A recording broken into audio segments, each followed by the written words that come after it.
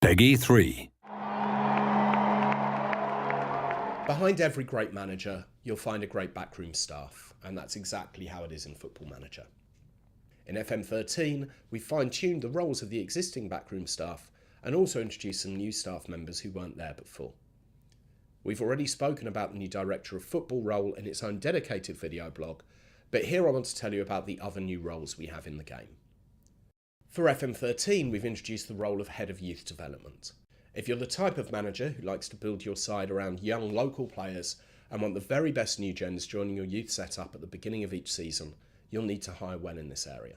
A good Head of Youth Development combined with a wide youth recruitment network will mean you'll get the best local players joining your club rather than going to your rivals. A big tip here is that it's important to consider the personality of your Head of Youth Development, as they're more likely to recruit young players who share their and ultimately your view of the game and how it should be played. Your Head of Youth Development will provide reports on how your youth players are developing, but you can also set him to renew the youth players' contracts and even move on those young players who you don't think are going to be good enough to make the grade. This is done in the team policy section.